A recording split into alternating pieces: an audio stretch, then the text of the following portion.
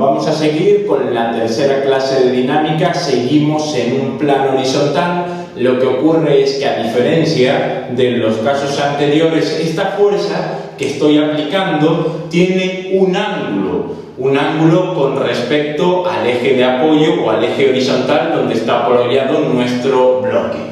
Bien, lo primero que tengo que hacer, como siempre, es dibujar todas las fuerzas que están actuando sobre este bloque. Aquí tenemos la primera fuerza, es una fuerza de 200 newton, ¿vale? Formando un ángulo de 30 grados. Bien, sigo dibujando las fuerzas. Igualmente tendré un peso y tendré una fuerza normal. Y en sentido contrario del movimiento voy a tener la fuerza de rozamiento. Aunque esta fuerza esté con un ángulo de 30 grados, el sentido y dirección del movimiento de este cuerpo va a ser solamente a lo largo del eje X, no va a ser en esta situación, no, solamente se va a mover así. Imagínense ustedes una maleta con ruedas de tirar, nosotros estamos tirando haciendo un ángulo con respecto al horizontal, que es el suelo, la superficie de apoyo de la maleta, pero la maleta no se levanta del suelo, simplemente va rodando a lo largo del suelo. Bien, pues ese es el caso que nos ocupa.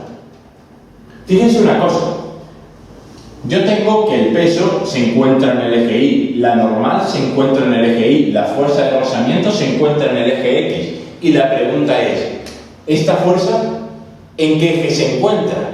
No se encuentra ni en el eje X ni en el eje Y, por lo tanto el primer paso que tengo que hacer es descomponer esta fuerza en su componente X y en su componente Y. Tendrá una componente X y tendrá una componente Y, la fuerza, ¿correcto?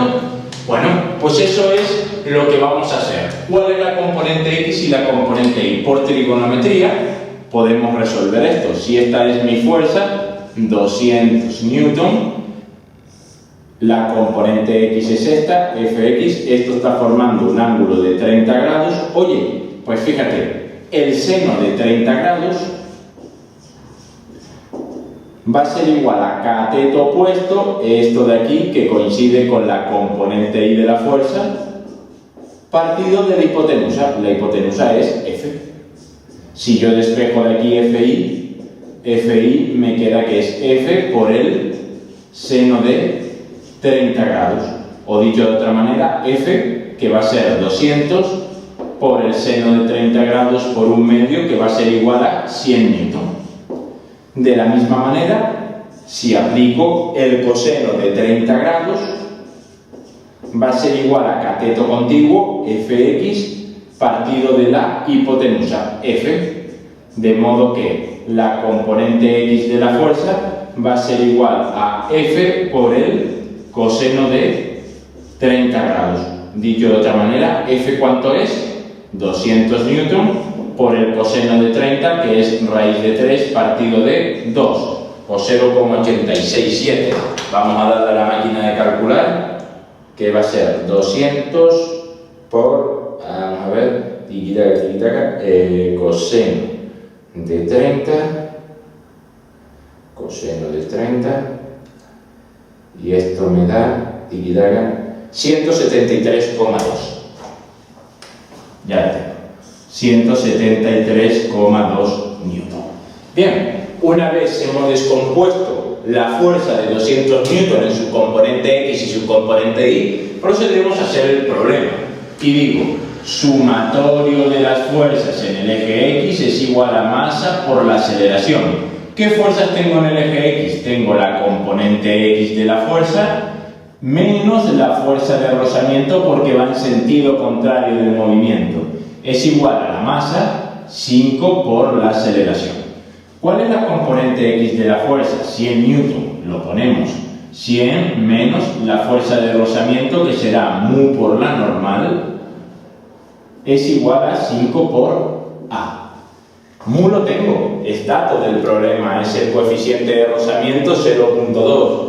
Y la aceleración es lo que me piden, pero me piden necesariamente tengo que saber cuál es el valor de la normal para poder despejar. Para eso lo que hacemos es lo mismo, aplico la ley de Newton, pero para las fuerzas que están actuando en el eje Y. Y digo, sumatorio de las fuerzas en el eje Y es igual a masa por la aceleración. ¿Qué fuerzas tengo en el eje Y? Cuidado, tengo la normal más la componente Y de la fuerza menos el peso. Es igual a masa por la aceleración.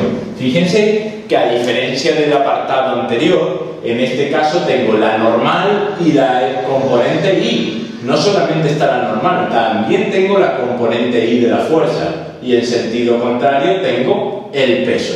Igual que en el ejercicio anterior les dije que no había movimiento en el eje Y. Todo el movimiento que se da es en el eje X. La maleta rueda sobre el suelo, no se levanta del suelo. Por lo tanto, si no hay movimiento en el eje Y, la aceleración será cero. Y algo por cero será, esto es cero, algo por cero será cero. Si yo despejo aquí la normal me queda como menos Fi más el peso. ¿Cuánto es Fi? Esto me queda menos Fi menos 173,2 más el peso, que es mu 5 mu mg, la masa por la gravedad, por 9,8. ¿Vale? Entonces aquí tengo la normal, que va a ser igual a menos 173,2 más 9,8 por 5, que viene siendo aproximadamente 50. ¿Vale? Simplemente ya con el valor de la normal sustituimos y despejamos la aceleración y ya tengo calculado también el valor de la aceleración, en este caso que era un poquito más complicado. Lo que quiero que tengan en cuenta es que cuando tengo una fuerza que forma un ángulo con el eje X, tengo que descomponer esa fuerza en su componente X y en su componente Y para poder resolver, ¿vale?